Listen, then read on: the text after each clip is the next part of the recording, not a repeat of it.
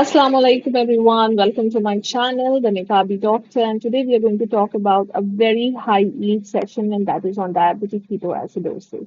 Now, diabetic ketoacidosis is a medical emergency. It's a life-threatening complication, so it's extremely important from exam point of view. First come first, DKA is more common in type 1 diabetes mellitus than type 2 diabetes mellitus. DKA presents with three characters. The first one is hyperglycemia. The second one is the presence of ketone bodies in the body, that is ketosis. And the third one is the patient will present with metabolic acidosis. Now, here comes the most famous triad that we remember from investigation point of view if the patient comes with hyperglycemia, ketosis, and metabolic acidosis. Now, let us first talk about hyperglycemia. In hyperglycemia, the patient is going to have a blood glucose of more than 11 millimole per liter or 200 to 250 mg per dl. And then ketosis, the ketone bodies present both in blood and urine.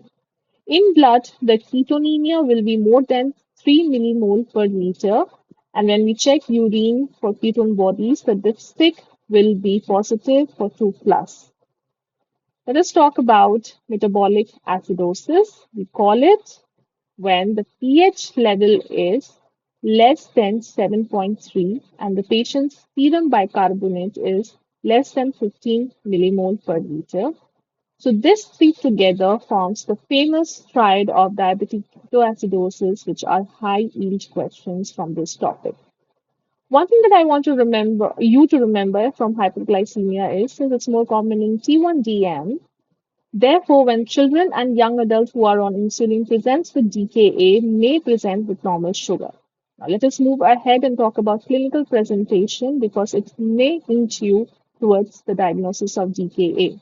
So a patient may complain of altered sensorium or he may present in a coma state.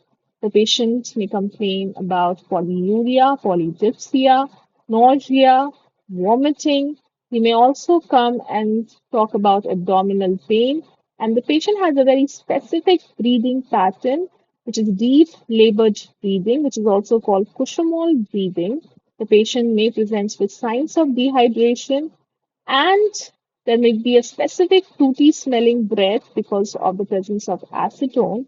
And above all, you have to remember altered sensorium or a coma, Cushional breathing or dehydration, specifically severe. All of this represents high severity for metabolic acidosis or for that matter of fact, diabetic ketoacidosis. So let us now understand the severity indicators for DKA.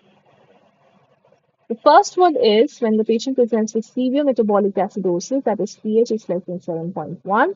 Serum ketones will be more than 6 millimole per liter.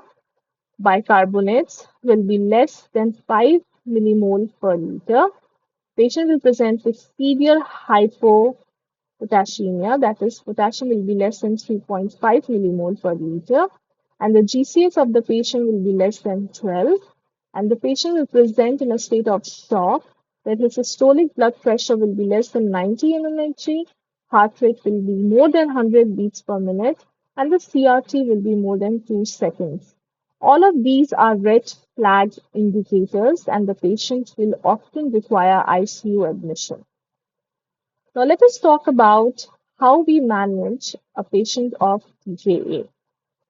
Now, I want you to remember the four pillars, that is FIK, the FIK triangle. Now, the F stands for fluid resuscitation, I stands for insulin infusion, and potassium is for potassium replacement. Now, let us understand more about fluid resuscitation. The patient should be given 1 liter of 0.9% normal saline over 1 hour, which has to be tailored according to the blood pressure, hydration, and ongoing losses. Also, it is important to remember if the blood glucose falls to less than 14 millimole per liter and acidosis is present, the patient should be added on glucose, 10% glucose. Now, let us talk about insulin infusion. When you are it should be started at the rate of zero point 0.1 units per kg per hour, which means if a patient presents with a weight of 80 kg, you should be start with 8 units per hour. Remember not to give any insulin boluses, but you can continue long-acting insulin if the patient is already on it.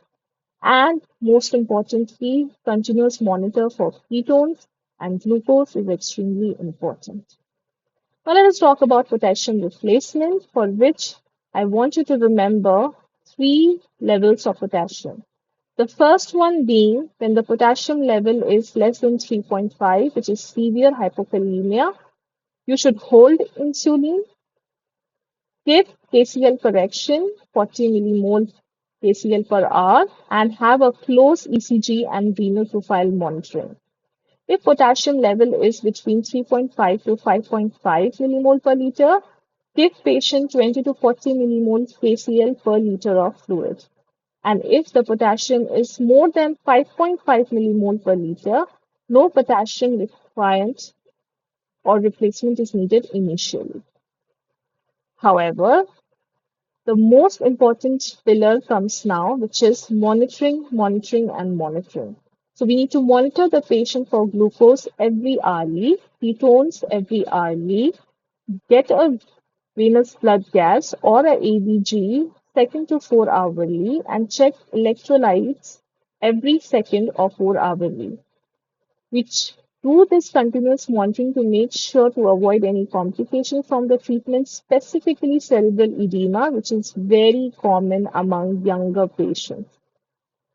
So remember when you are studying about diabetic ketoacidosis, it has four major pillars.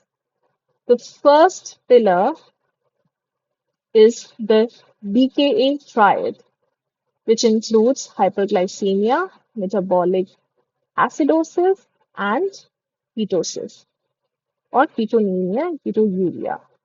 The second pillar is the severity markers, which is severe metabolic acidosis, poor GCS, and severe hyperkalemia.